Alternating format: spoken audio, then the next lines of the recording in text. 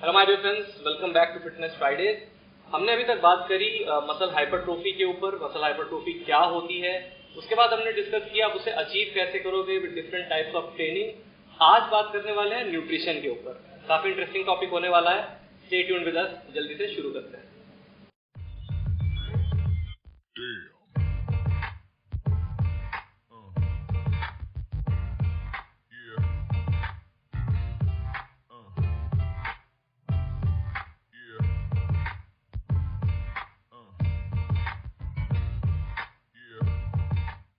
Welcome back guys.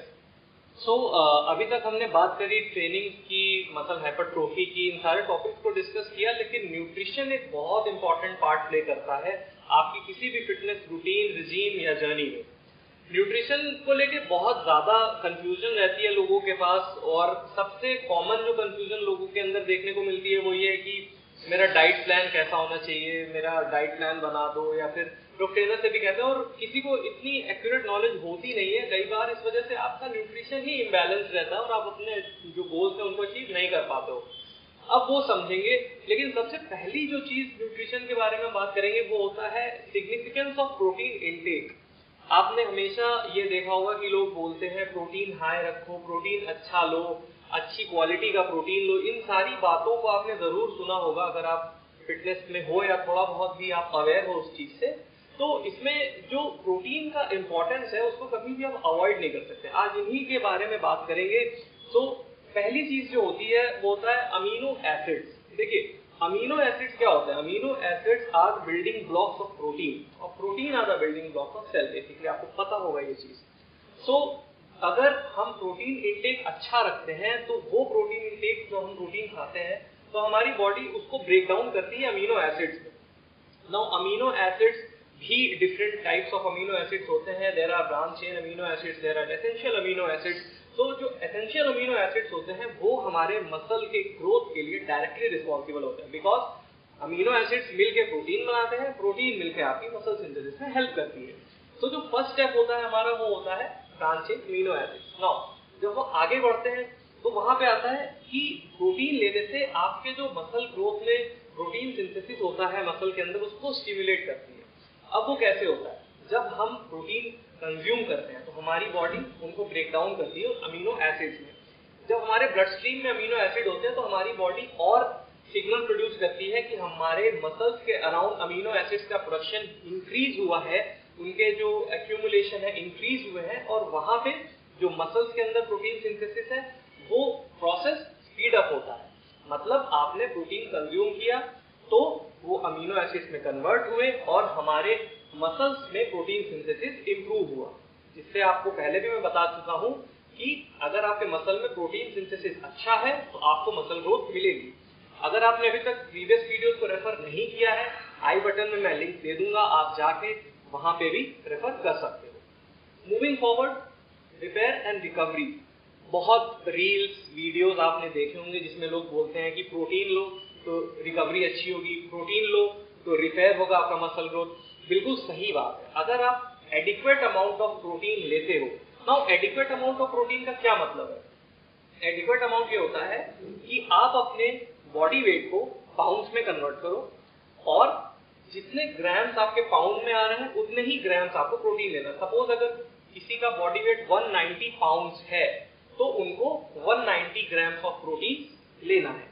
अब adequate amount of protein अगर आप कंज्यूम कर रहे हो तो आपको क्या होगा, आपके बॉडी में वर्कआउट के बाद जो माइक्रो टेयर्स होंगे आपके मसल में उनका रिपेयर अच्छा होगा और आपकी रिकवरी अच्छी होगी।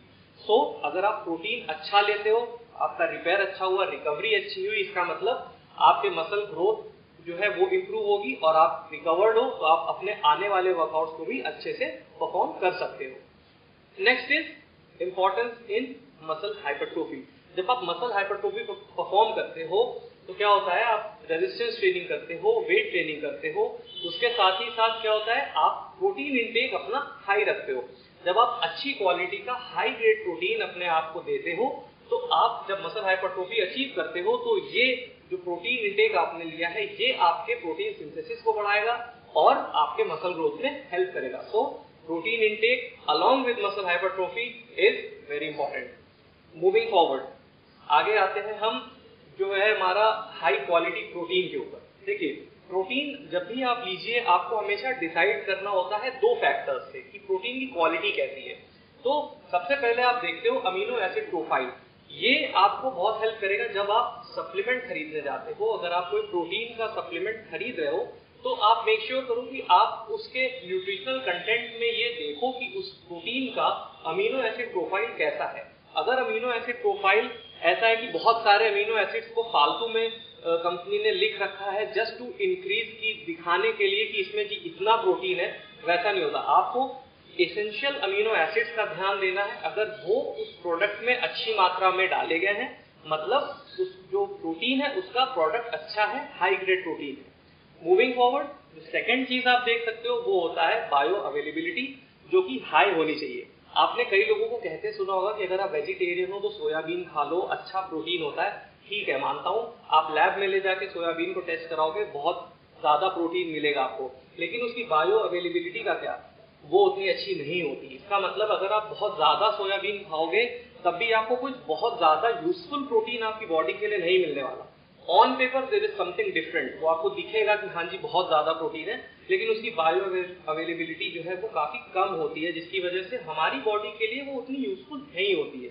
और आपको एक अच्छा खासा अमाउंट अपनी बॉडी के लिए यूजफुल बनाने के लिए आपको काफी ज्यादा मात्रा में सोयाबीन खाना पड़ेगा। So that is not a good option. तो इन दो बातों का ध्यान रखिए, अमीनो एसिड प्रोफाइल अच्छी होनी चाहिए और जो है बायो अवेलेबिलिटी हाई होनी चाहिए। आप तभी किसी भी प्रोटीन की क्वालिटी को चेक कर सकते हो। नाउ मूविंग फॉरवर्ड इज जो प्रिवेंशन इन मसल लॉस। अगर आप प्रोटीन इंटेक हाई रखते हो तो आपकी बॉडी जो है वो कभी कैटाबॉलिक फेज में नहीं जाती। और कैटाबॉलिक फेज वो होता है जब बॉडी आपके मसल्स को ब्रेक डाउन करके एनर्जी प्रोड्यूस करती है daily day to day task perform करने के लिए। ऐसा किन वजहों से होता है? कई बार अगर आप कैलोरी डेफिसिट में हो तो आप अपने प्रोटीन से कॉम्प्रोमाइज कर देते हो। आप जो एडिक्वेट अमाउंट ऑफ प्रोटीन है उतना अपनी बॉडी को नहीं देते। दूसरा क्या होता है कि आप अपने प्रोटीन के इंटेक के बीच में बहुत बड़ा गैप कर देते हो, जिसकी वजह से क्या होता है कि बॉडी स्कैसिटी में जाती है और वो मसल्स को ब्रेक डाउन करने लगती है। सो मेक श्योर करिए कि आप प्रोटीन जो है उसको एडिक्वेट अमाउंट में लीजिए और प्रॉपर टाइमिंग के साथ लीजिए, तब आपके मसल लॉस नहीं होंगे। Moving forward, the thermic effect of protein. तो प्रोटीन होता है उसके थर्मिक इफेक्ट ज्यादा होते हैं compare to fat and carbs. So digest होने में बॉडी को थोड़ा ज्यादा कैलोरीज बर्न करनी पड़ती है as compare to fat and carbs, और इस वजह से आपका मेटाबॉलिक रेट हाई रहता है। तो अगर आपका मेटाबॉलिक रेट हाई है तो वो आपकी बॉडी के ओवरऑल फैट लॉस में भी आपकी हेल्प करता है। सो प्रोटीन लेना इस मायने में भी आपके लिए बेनिफिशियल है। और लास्ट पॉइंट वो ये होता है कि एडिक्वेट टाइमिंग एंड डिस्ट्रीब्यूशन। देखिए, आपको अपने प्रोटीन इंटेक को पूरे अपने दिन में डिस्ट्रीब्यूट करना है। ऐसा नहीं कि आप मील, आपकी जो लंच है उसमें ही आपने पूरा का पूरा प्रोटीन इंटेक ले लिया ये सोच के कि मैंने आज के दिन का प्रोटीन इंटेक कवर कर लिया। ऐसा नहीं करना है आपको अपने प्रोटीन इंटेक को डिवाइड करना है।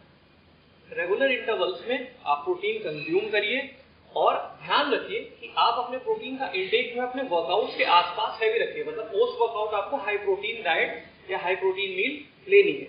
सो आप एडिक्वेट टाइमिंग और डिस्ट्रीब्यूशन का ध्यान रखेंगे तो प्रोटीन इंटेक अच्छा रखेंगे, आपको हमेशा फायदा ही मिलने वाला है। सो ये हमारा पहला बेसिक इंट्रोडक्शन था न्यूट्रिशन के ऊपर, जहाँ पे मैंने आपको बताया सिग्निफिकेंस ऑफ प्रोटीन इंटेक। बहुत जल्दी मिलते हैं नए वीडियो में कुछ नए टॉपिक के साथ। Take care and thank you so much.